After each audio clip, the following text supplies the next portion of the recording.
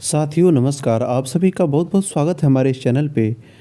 बिहार संगीत शिक्षक भर्ती के लिए बहुत ही फ़ायदेमंद आप सभी के लिए मैं क्वेश्चन सीरीज लेकर के आया हूँ, जो कि आपके बीपीएससी और स्टेट दोनों में फ़ायदेमंद है। और आमतौर पे अब देखा जाए तो संगीत के जो क्वेश्चन है या कोई भी क्वेश्चन है किसी भी एग्ज़ाम के लिए कुछ नए क्वेश्चन, ऐसा नहीं है कि किसी एग्ज़ाम में कुछ और आंसर हो जाएगा। तो कुल मिलाकर के ये कहे कि ये सभी जो क्वेश्चन हैं आप सभी के लिए सभी एग्ज़ाम में फ़ायदेमंद हो गए। लेकिन फ़िलहाल अभी बीपीएससी और स्टेट के लिए बहुत ही फ़ायदेमंद है और आप सभी को वीवीआई क्वेश्चन के सीरीज ही अगर आपकी डिमांड रही तो कराई जाएगी। देखिए आज के क्वेश्चन है 50 क्वेश्चन है, बहुत ही इंपॉर्टेंट क्वेश्चन है जैसा कि आप सभी स्क्रीन पे देख रहे हैं। तो आप सभी चैनल पे बने रहे, सब्सक्राइब लाइक ज़रूर कर ले। और देखिए अब मैं चैनल पे जो क्वेश्चन है मैं शुरू करता हूँ। तबला के आविष्कारक कौन है? तो तबला के आविष्कारक, सर्वप्रथम आविष्कारक जो स्रोत मिलता है वह अमीर खुसरो का मिलता है। उसके बाद में है 2 नंबर क्वेश्चन, मृदंग के आविष्कारक कौन है? तो मृदंग के आविष्कारक के रूप में तमाम बुकों में पढ़ने के बाद में ये रिसोर्स मिलता है कि स्वाति नामक मुनि थे, उन्होंने मृदंग के आविष्कारक उनको माना जाता है। ओमकार नाथ ठाकुर के गुरु कौन है? ओमकार नाथ ठाकुर के गुरु आपको विष्णु दिगंबर फलुस्कर जी को माना जाता है, जो कि ग्वालियर घराने से थे। भारत ने कितने विकृत स्वर माने हैं? तो भारत ने विकृत स्वर आपको 2 माने हैं, अंतर्गह और काकलिनी। आगे बढ़ते हैं। 5 नंबर क्वेश्चन है, प्रकीर्णन अध्याय किस ग्रंथ का अंश है? तो प्रकीर्णन अध्याय जो अध्याय है, प्रकीर्णन अध्याय वह संगीत रत्नाकर ग्रंथ में, जिसको सप्ताध्यायी भी बोलते हैं, 7 अध्याय है। स्वराग, प्रकीर्ण प्रबंध, तालवाद, नृत्य के नाम से 7 अध्याय हैं। धनबड़ नगर स्थान किससे संबंधित है? धनबड़ नगर स्थान जो है संगीत परिजात यहाँ पे रचना हुई थी। धनबड़ नगर स्थान पे अहोबल के द्वारा संगीत परिजात की रचना हुई थी, अतः संगीत परिजात का संबंध धनबड़ नगर स्थान से है।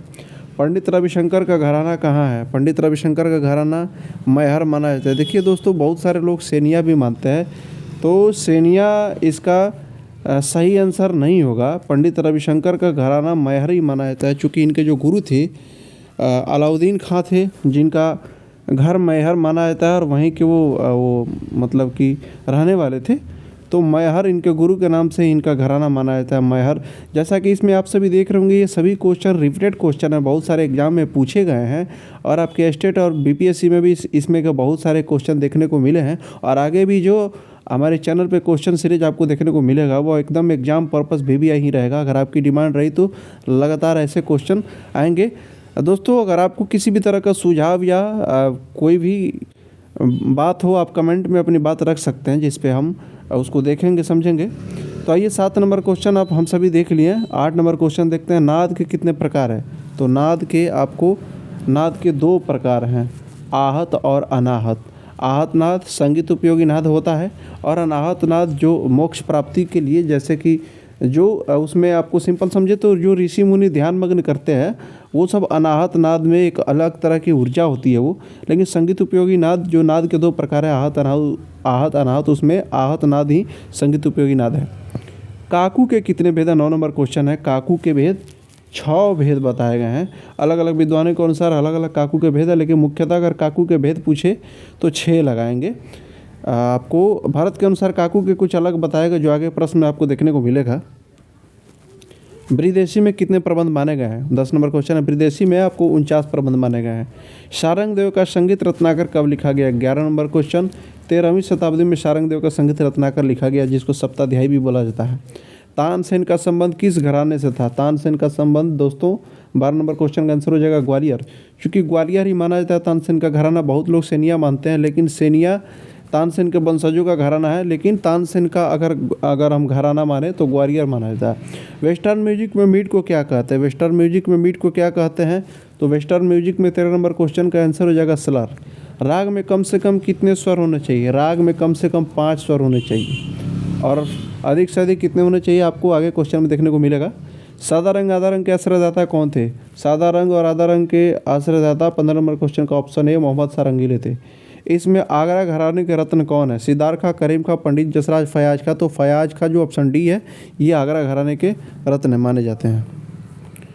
भारत के अनुसार काकू के कितने प्रकार है? 17 नंबर क्वेश्चन का आंसर हो जाएगा। बहुत ही वीवीआई क्वेश्चन है भी। भारत के अनुसार काकू के 2 प्रकार बताए गए हैं। ऑप्शन बी सही हो जाएगा, सकांश काकू और निराकांश काकू। तो ये 2 काकू हैं जो भारत के अनुसार बताए गए हैं। निम्नलिखित में अहोबल के द्वारा लिखा गया कौन सा ग्रंथ है? अहोबल के द्वारा लिखा गया बहुत ही वीवीआई क्वेश्चन और फेमस क्वेश्चन अधिकतर एग्जाम में देखने को मिलता है। तो ऑप्शन नंबर सी जो है संगीत परिजात आपका आंसर हो जाएगा। मध्यम ग्राम में पंचम किस श्रुति पर स्थापित है? मध्यम ग्राम में पंचम आपको ऑप्शन डी 16वीं श्रुति पर स्थापित है। चूँकि सारणा करते समय जो पंचम में एक श्रुति नीचे आ गया था तो 17वीं श्रुति से 16वीं पे आ गया था मध्यम ग्राम में। हिंदुस्तानी संगीत के जैसा दक्षिणी पद्धति में प्रचलित कितने थाट है? तो दक्षिण संगीत में प्रचलित 19 थाट माने गए हैं। आप लोग यहाँ पे ऑप्शन देख करके कन्फ्यूज हो रहे होंगे। तो 72 जो है मेल माने गए हैं, लेकिन थाट जैसे हिंदुस्तानी संगीत में अपने यहाँ उत्तर भारत में 10 थाट माने गए हैं, उसी तरह से आपको दक्षिण भारत में 19 थाट माने गए हैं। तो ध्यान देंगे। वेस्टर्न म्यूजिक का प्रचलित स्वर लिपि कौन सा है? इसमें ऑप्शन नंबर आपका जो है ये हो जाएगा ऑप्शन ए स्टाफ। ये आपका प्रचलित स्वर लिपि है। संगीत परिजात कब लिखा गया है? संगीत परिजात ऑप्शन नंबर ए 1650 में लिखा गया है। आगे बढ़ते हैं दोस्तों। नान्यदेव ने कौन सा ग्रंथ लिखा? नान्यदेव ने भरतभाष्यम ग्रंथ लिखा। जब किसी बोल को 3 बार बजाते तो उसे क्या कहते हैं? जब किसी बोल को 3 बार बजाते हैं उसे तिहाई कहते हैं। 25 नंबर क्वेश्चन, लता मंगेशकर जी का घराना कौन सा है? लता मंगेशकर जी का घराना भिंडी बाजार घराना है। आगे बढ़ते हैं दोस्तों। अभिनव राग मंजरी के लेखक कौन है? अभिनव राग मंजरी के लेखक आपको बता दें, अभिनव राग मंजरी के लेखक हैं आपको विष्णु नारायण भातखंडे। स्वरमेल कलानिधि के लेखक कौन है? स्वरमेल कलानिधि के लेखक option number A 27 number question का रामा मते आंसर हो जाएगा।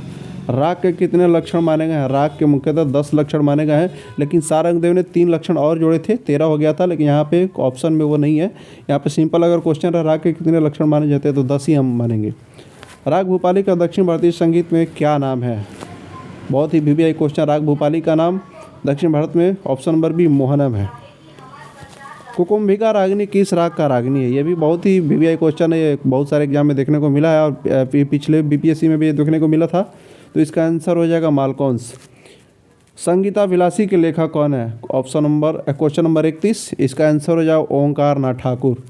संगीत में तार के कंपन को क्या बोलते हैं? संगीत में जो तार का कंपन होता है उसे आंदोलन कहते हैं। निम्न जोड़ी में अचल स्वरों के आंदोलन संख्या क्या है? दोस्तों अचल स्वर आप सभी जैसा कि जानते हैं कि सा और प माना जाता है। तो सा का आंदोलन संख्या 240 और प का 360। तो ऑप्शन नंबर सी आपका सही आंसर हो जाएगा। ध्रुपद गायन के साथ किस ताल का प्रयोग होता है? ध्रुपद गायन के साथ 1 ताल, 4 ताल, 3 ताल, तदरा। इसमें आपका ऑप्शन नंबर बी 4 ताल ये प्रयोग होता है। चूँकि ध्रुपद गायन के साथ पखावज का प्रयोग होता है और 4 ताल जो है पखावज का ये ताल है, खुले बोलों का ताल है। ऑप्शन नंबर क्वेश्चन नंबर 35, लय के कितने प्रकार है? इसका आंसर हो जाएगा 3, मध्यम, विलंबित और द्रुत।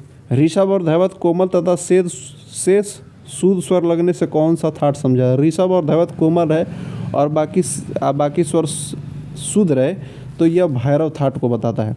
पंचम वर्जित करने से किस थाट का निर्माण होगा? ध्यान देना होगा 37 नंबर क्वेश्चन पे। जैसा कि आप सभी को बता दें कि किसी भी थाट के निर्माण के लिए 7 स्वरों का होना आवश्यक है। तो अगर पंचम वर्जित हो जाएगा तो किसी भी थाट का प्रयोग नहीं होगा। चूँकि पंचम वर्जित होने से जो थाट का कंडीशन है वह पूरा नहीं हो रहा है। चूँकि 7 स्वर चाहिए ही चाहिए। तो ये ऑप्शन नंबर डी आपका ये आपका रहा ऑप्शन नंबर डी, इनमें से कोई नहीं हो जाएगा। राग की मुख्य जाति कितने हैं? राग की मुख्य जाति 3 होते हैं, ऑडव, साडव, संपूर्ण। वैसे उपजाति अगर देखा जाए तो कुल मिलाकर के 9 हो जाएगा, लेकिन यहाँ पे अब हमारा क्वेश्चन 38 नंबर राग की मुख्य जाति कितने हैं तो 3 हो जाएगा। संपूर्ण साडव जाति में कितने स्वर होते हैं? संपूर्ण साडव जाति में संपूर्ण का मतलब 7 और आपका साडव का मतलब 6। तो ये ऑप्शन नंबर से हो जाएगा। निम्न में ठुमरी किस राग में गाते हैं? ठुमरी आपका चंचल प्रकृति का एक गायन होता है, भैरवी इसका आंसर हो जाएगा। थाटों के नाम से उत्पन्न राग को क्या बोलते हैं? अपने ही थाट के नाम से जो राग उत्पन्न होते हैं उन्हें आश्रय राग कहते हैं। संगीत में वर्ण कितने होते हैं? आपका 42 नंबर क्वेश्चन ये रहा स्क्रीन पे। संगीत में वर्ण कितने होते हैं? संगीत में वर्ण 4 होते हैं, स्थायी, अंतरस्थ, संचारी, अभोग। 43 नंबर क्वेश्चन है गुड़, तारता, तीव्रता ये नाद के क्या है? तो ये नाद के विशेषता होते हैं। निम्न में तीव्र म युक्त राग कौन सा है? अशावरी, काफ़ी, भैरव ये इनमें नहीं लगता है तीव्र म। आपका ये पूर्वी जो है ऑप्शन नंबर बी इसमें तीव्र म लगता है। संगीत में सोनेट शब्द क्या है? सोनेट शब्द आपको वादी स्वर को बोलते हैं। ये वेस्टर्न म्यूजिक में वादी स्वर को सोनेट बोलते हैं। वेस्टर्न म्यूजिक में 46 नंबर क्वेश्चन, निम्न में वेस्टर्न म्यूजिक निम्न में किस पर आधारित होता है? वेस्टर्न म्यूजिक जो है वो आपको हारमोनिक्स पे आधारित होता है। हारमोनिक्स में जैसे कि हमारे यहाँ मेलोडी होता है ना, वहाँ पे हारमोनिक बोला जाता है। 47 नंबर क्वेश्चन है, हारमोनियम किस स्केल पर आधारित है? हारमोनियम का जो स्केल है वह आपका टेम्पर्ड स्केल पर आधारित होता है। किसी भी राग में अधिक से अधिक कितने स्वर हो सकते हैं? किसी भी राग में अधिक से अधिक 7 स्वर हो सकते हैं। सुबह और शाम 4 से 7 गाने वाले राग को क्या कहते हैं? यानी कि सुबह और शाम में जो सुबह के 4 और 7 बजे के बीच जो राग गाए जाते हैं उनको संधि प्रकाश राग बोला जाता है। मीट के कितने प्रकार हैं? मीट के 50 नंबर क्वेश्चन 2 प्रकार हैं और जिसका नाम है अनुलोम और विलोम।